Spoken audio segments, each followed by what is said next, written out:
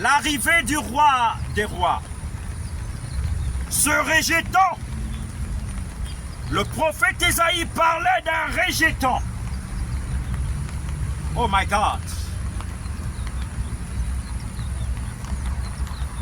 Puis un rameau sortira du tronc. Il pleut malheureusement, donc la lecture devient un peu bizarre. Mais Dieu est fidèle. L'Esprit de l'Éternel reposera sur lui. Nous avons compris que la base de la vie de l'homme, c'est l'Esprit de l'Éternel. En d'autres termes, Ésaïe est en train de prophétiser. Il était en train de déclarer des paroles qui prenaient effet avant l'arrivée du Seigneur. L'Esprit de l'Éternel reposera sur lui, habitera en lui, demeurera en lui. Pour accomplir l'œuvre de l'Éternel, il fallait l'Esprit de l'Éternel en lui.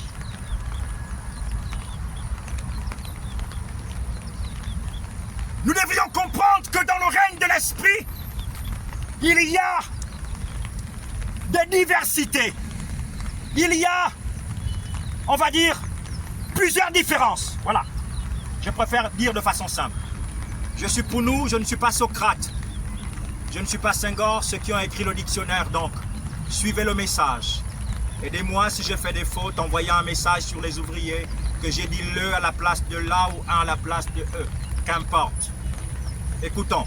L'Esprit de l'Éternel reposera sur lui. Esprit de sagesse. 1. Esprit de sagesse. Esprit de sagesse et d'intelligence. Esprit de sagesse et d'intelligence. Nous comprenons que dans le règne de l'Esprit, Dieu peut te donner la richesse. C'est l'Esprit de Dieu qui donne la richesse. C'est l'Esprit de Dieu qui donne l'intelligence. C'est l'Esprit de Dieu qui donne la sagesse. Esprit de sagesse et d'intelligence.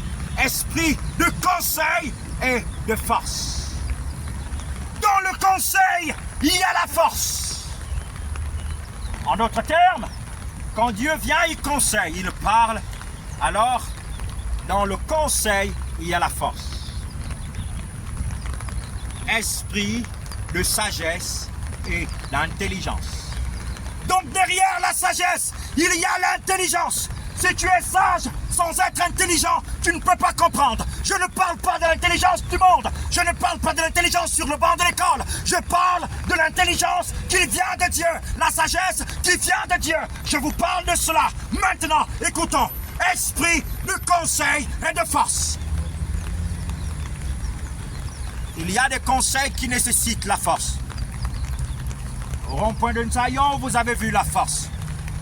Je n'ai pas regardé au président. Je n'ai pas regardé à l'armée. J'ai écouté la voix de Dieu. Alors, si vous n'écoutez pas l'esprit de conseil, vous verrez la force de Dieu. Si vous n'écoutez pas l'esprit de conseil, vous verrez la force de Dieu. Et là, je ne sais pas qui peut résister à la force de Dieu. À la force de Dieu. Esprit de conseil et de force.